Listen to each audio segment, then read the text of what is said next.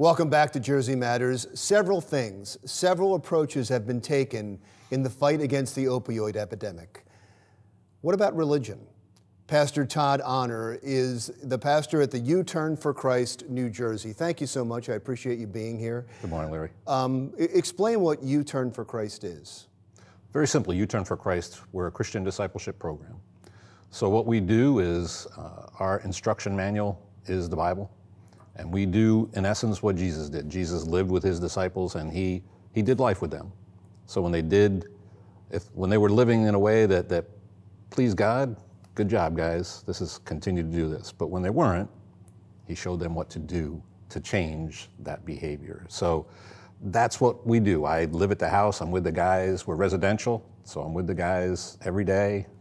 But there is a medical component to this, right? Medical, we trust the great physician. So what that means is when guys come in, and this is where our program may differ, and it does differ from other programs, is that when guys come in, of course, they can't be on any narcotic medication. They can't be on antidepressants or antipsychotics. So we set those aside, and we work with a man closely on a daily basis to help him to see that the way he's living needs to change. And so that's what we do. It's simple, it's basic. And as I had said earlier, that for over 25 years, U-Turn for Christ across the country and around the world has used this approach and had great success with it. The reason I ask the question is because withdrawal is a physical and a medical condition. It is, and absolutely. It normally takes medical professionals being there. The way we handled it, if you're coming off most opioids, you'll have flu-like symptoms. You'll be very uncomfortable. So if a man can handle that, we will take him in. Alcohol, on the other hand, alcohol withdrawal is absolutely life-threatening.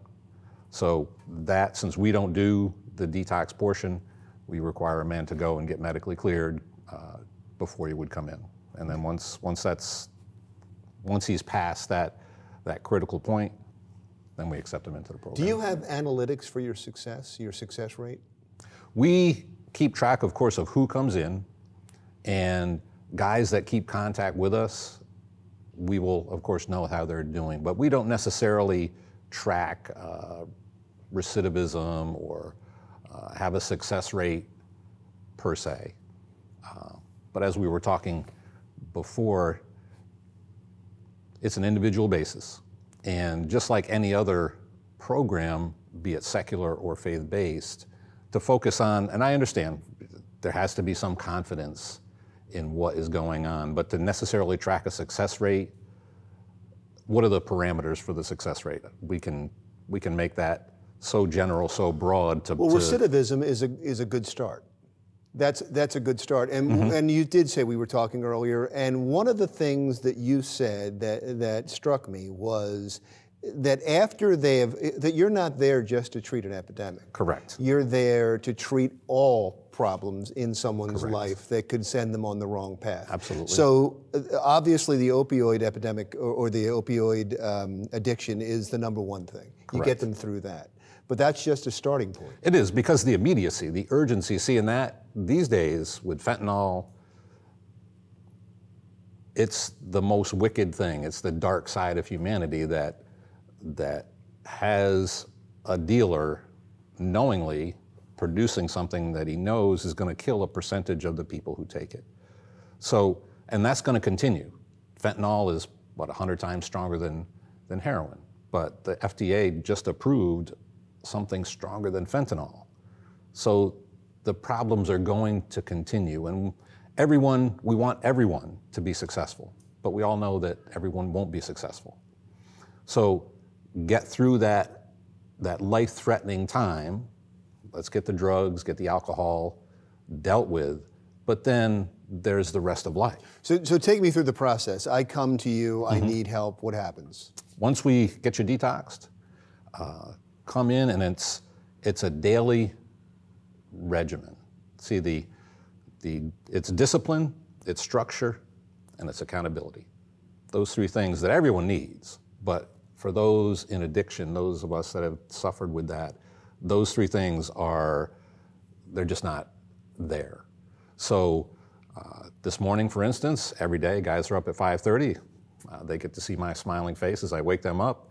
We'll start the day in the Bible, the book of Proverbs, the wisdom literature that God has for us. We will eat, and every day at 8 o'clock, we start out in the house. This is our work day. And addiction is selfishness, very selfish. It's all about, I'm a taker as an addict. And that's not a judgment against anybody, but that's just the way that the behavior manifests itself. So the antidote for selfishness is selflessness. So we teach guys to serve. So we serve at a couple different churches, food pantries. We help those in the church, elderly, widows, anyone that is in need. That's what we focus on, because that teaches me to be others-centered, to be others-focused. And that's what Jesus did. He said that I came not to be served, but to serve. So you don't just cure addicts, but you build better people. Absolutely. Character. What your philosophy would be. And I'm sure that there's people that hear you talking right now who are inspired to call. How do they get a hold of you? You can call 732-757-5525. Again, that's 732-757-5525. And is there a website? U-Turn4ChristNJ.com. Thank you so much. Right. I appreciate you coming in, Pastor. Pastor Todd Honor, U-Turn for Christ, New Jersey. Jersey Matters continues right after this. When we come right back, we'll take you to one of the most famous record stores in the world, and it's right here in New Jersey.